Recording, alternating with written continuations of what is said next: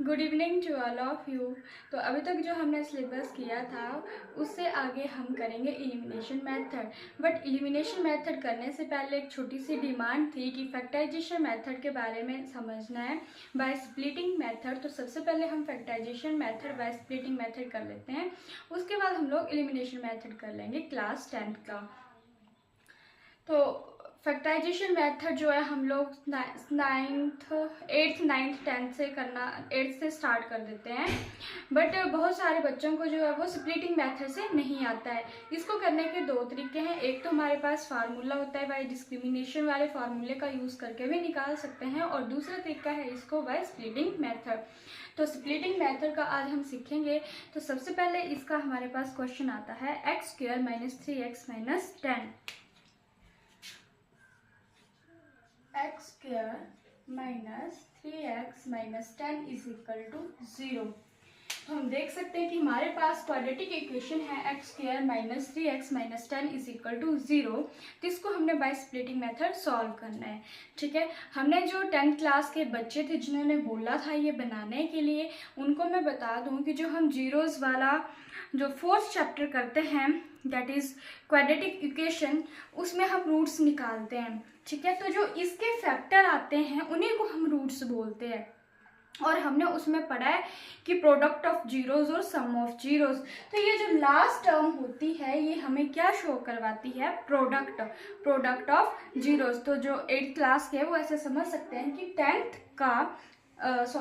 को इस तरह से स्प्लिट करना है। मैं पहले आपको एक्सप्लेन कर देती हूँ कि इसको हमें प्रोडक्ट देखना है, 10 का प्रोडक्ट देखना है, और 3 का हमें सम देखना है। सम माने ऐड भी हो सकता है, सब्ट्रैक्शन भी हो सकता है, बस हमारे पास एग्जैक्टली वो टर्म आनी चाहिए। ठीक है, उसमें हम ऐड और सब्ट्रैक्शन कुछ भी कर सकते हैं। तो इस क्वेश्चन में, ये तो मैं आपको क्वेश्चन दिखा रही हूँ, बट जो हमारे पास फॉर्म होती है उसमें जो सी होता है उसका हम प्रोडक्ट चेक करते हैं, और उसमें वो बहुत अच्छे से बताया गया है। जो जीरोज़ वाला चैप्टर है जिसमें product of zero sum of zeros निकालते हैं, तो वहीं से हम इसको अच्छे से समझ सकते हैं। और यहाँ पे हम निकालते हैं सम।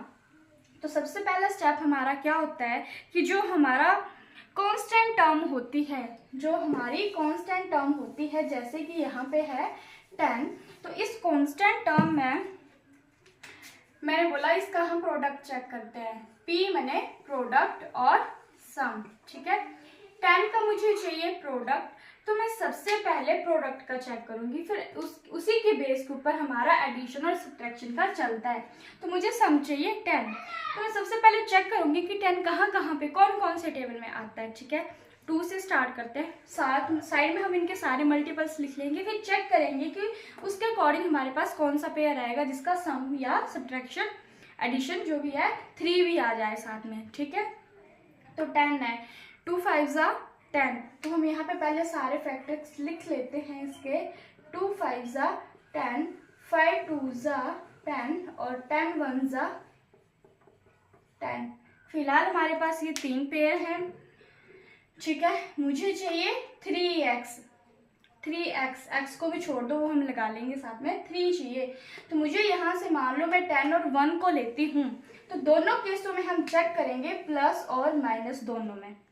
अगर मेरे पास मुझे 3 चाहिए, सम कितना चाहिए, इसका रिजल्ट चाहिए 3, 10 + 1 11, 3 नहीं आया, 10 - 1 9, 3 नहीं आया। तो फर्स्ट पेयर हो गया हमारा रिजेक्ट। सेकंड पेयर है 2 और 5, और 5 और 2 एक ही बात है।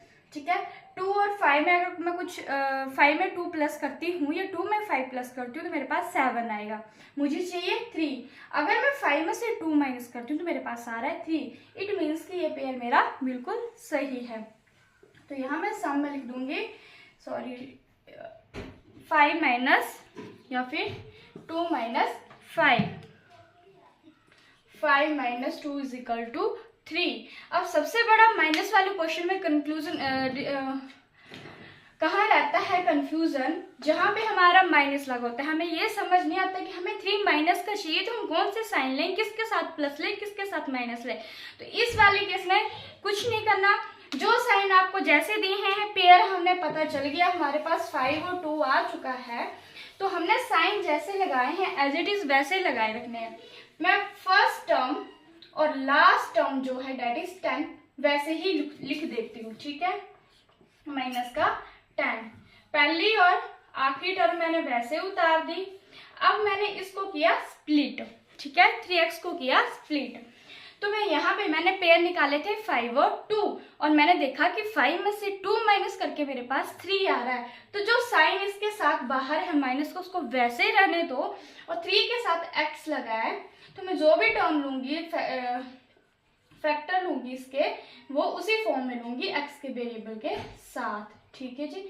5 में से 2 माइनस करके 3 आया और ये माइनस बाहर था। अब जब मैं इस माइनस को ओपन करूंगी तो खुद ब खुद सारे साइन बिल्कुल सही आ जाएगी और मेरे पास माइनस का 3 आ जाएगा। हम चेक भी कर सकते हैं।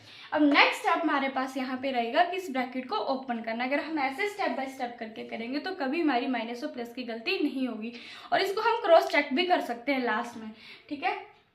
तो इसको मैं ब्रैकेट को ओपन करती हूँ, माइनस को मैं 5x के साथ मल्टीप्लाई करूंगी तो ये बन जाएगा माइनस का 5x माइनस माइनस प्लस का 2x माइनस का 10, ठीक है जी। अब ये बन गया मेरे पास एक पेयर, ये बन गया दूसरा पेयर। अब मैं यहाँ से निकालूंगी कॉमन फैक्टर। कॉमन फैक्टर हम क्या निकालते हैं, जो दोनों टर्म्स में कॉमन हो। जैसे इस केस में मेरे पास x, इसके पास x स्क्वायर है और इसके पास x है, तो हम least common terms highest degree देखते हैं। तो इसकी लिस्ट क्या है, 1 है। इट मीन्स कि x जाएगा बाहर क्योंकि x यहाँ पे भी है, इसके पास भी है। इसके पास अंदर बचा एक x बाहर चला गया, एक इसके पास बची है माइनस, यहाँ से x बाहर गया, इधर बचा 5। नेक्स्ट 2x माइनस 10, तो 2 और 10 दोनों 2 के टेबल में आते हैं, तो मैं यहाँ से ले लूंगी 2 common.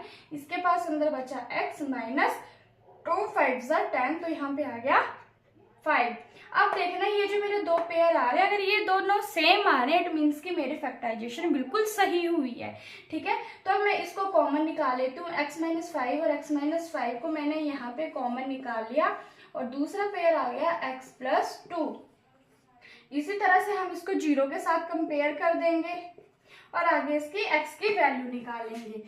x minus 5 is equal to 0 और x plus 2 is equal to 0।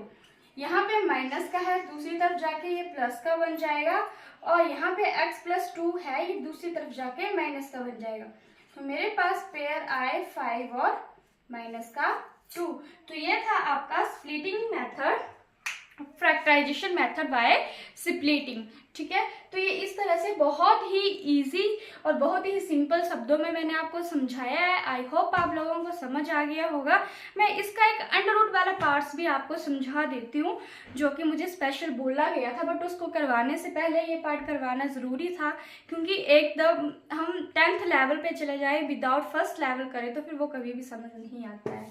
तो इसलिए अब हम चलते हैं अंडर रूट वाले क्वेश्चन के ऊपर। तो अंडर रूट वाला क्वेश्चन था इसका under root 2x square, under root 2x square plus का 7x plus 5 under root 2 is equal to 0, ठीक है। मान लो आपके पास ऐसा कोई पेयर है जिसमें इसका प्रोडक्ट करके हमारे पास ये वाली टर्म नहीं आ रही है, सम या ऐड करके, सब्ट्रैक्ट या ऐड करके। तो उस केस में हम क्या करते हैं, जो हमारा कांस्टेंट होता है उसको हम x स्क्वायर के कोफिशिएंट के साथ मल्टीप्लाई कर देते हैं और मल्टीप्लाई करके जो प्रोडक्ट आता है उसका पेयर चेक करते हैं, ठीक है। तो यहाँ पे मेरे पास वैल्यू है 5 अंडर रूट 2। अंडर रूट 2 का तो कोई पॉसिबल नहीं है कि मैं उसका 7 बना सकूं, तो उसके लिए मुझे पहले कांस्टेंट टर्म को x के वेरिएबल के साथ x के कोफिशिएंट के साथ मल्टीप्लाई, x स्क्वायर के कोफिशिएंट के साथ मल्टीप्लाई करना पड़ेगा। तो यहाँ पे मैं 5 under root 2 multiply under root 2 को मल्टीप्लाई करूंगी, ठीक है जी। अब मुझे पता है किन्हीं दो अंडर रूट्स को आपस में मल्टीप्लाई करके कंप्लीट टर्म बनती है। फॉर एग्जांपल हमारे पास है under root 4 multiply under root 4, तो दोनों अंडर रूट में है और इनकी टर्म्स भी सेम है, 4 का अंडर रूट है। तो जब मैं अंडर रूट को अंडर रूट के साथ मल्टीप्लाई करूंगी तो वो हमारे पास कंप्लीट टर्म 4 बन जाती है। उसी तरह जब मैं इस टर्म को आपस में मल्टीप्लाई करूंगी तो 2 अंडर रूट 2 मेरे पास 2 बन जाएगा और फिर यहाँ पे 5 था, 5 2 जा 10, तो इट मीन्स कि मुझे प्रोडक्ट चाहिए 10 और एड इसका सम चाहिए 7। प्रोडक्ट चाहिए 10 और सम चाहिए 7। ठीक है जी। अब हमने अभी पिछले क्वेश्चन में भी करा, इसी तरह का सेम पेयर बन रहा है यहाँ पे भी 10। तो कहाँ पे 10 आता है? 2 5 10 और 5 में 2 प्लस करूंगी तो 7 भी बन जाएगा, मतलब कि 2 और 5 का भी यहाँ पे पेयर बन रहा है इस क्वेश्चन में। अगर मैं 2 में 5 प्लस करूंगी तो मेरे पास 7 आ रहा है और प्रोडक्ट भी आ रहा है, सम भी आ रहा है, मतलब मेरा पेयर बना 2 और 5। सबसे पहले फर्स्ट और लास्ट हम एज इट इज लिख दो और जो पेयर हमने निकाला उसको x की जगह, जो स्प्लिट किया उसकी जगह डाल देते हैं। √2x स्क्वायर और लास्ट में था +5 √2 = 0। 7x को स्प्लिट करके हमने लिखा 2x + 5x। x साथ में लगाना है क्योंकि 7 के साथ x लगा था, इसी को स्प्लिट किया। प्लस का है तो यहाँ पे ब्रैकेट्स की जरूरत बिल्कुल भी नहीं है, हम ब्रैकेट नहीं लगाएंगे। ठीक है, अब इनका कॉमन निकाल लेते हैं, इसका और इस पेयर का। तो यहाँ पे कॉमन √2 और 2, मैंने बोला किन्हीं दो अंडर रूट्स को मिला के एक कंप्लीट टर्म बनती है, तो यहाँ पे मेरे पास 2 है तो मैं इस 2 को √2 लिख सकती हूँ क्योंकि एक √2 यहाँ पे भी है। तो जब मैं इस √2 को कॉमन निकालूंगी तो इसके पास बचेगा x² प्लस इसके पास इसका √2 बाहर चला गया। यहाँ पे हमने देखा 2 √2 को मिला के बना है, तो एक √2 बच गया अंदर और साथ में यहाँ पे x² है तो यहाँ पे एक x चला जाएगा बाहर और यहाँ पे बन जाएगा x + √2। x भी कॉमन है तो इसको बाहर निकाल लेते हैं। इस केस में हम देख रहे हैं कि हमारे पास 5 कॉमन है, तो प्लस का 5 हमने बाहर निकाल लिया, अंदर बचा x प्लस यहाँ से 5 बाहर गया, इसके पास बचा √2 = 0। अब देखो मेरे पास ये जो सेंटर वाले दो पेयर आए दोनों सेम हैं, इट मीन्स कि मेरी फैक्टराइजेशन बिल्कुल सही है। दूसरा पेयर बनता है इसको और इसको ऐड करके लिख लेंगे √2x + 5। ये दो पेयर बन के आ गए हैं, अब इनको हम कंपेयर कर लेंगे 0 के साथ। ठीक है जी, √2x + 5 = 0। सबसे पहले इसको सॉल्व कर लेते हैं।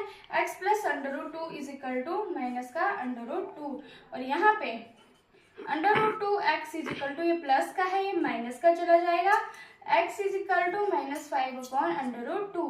तो ये दो फैक्टर हमारे पास बने हैं।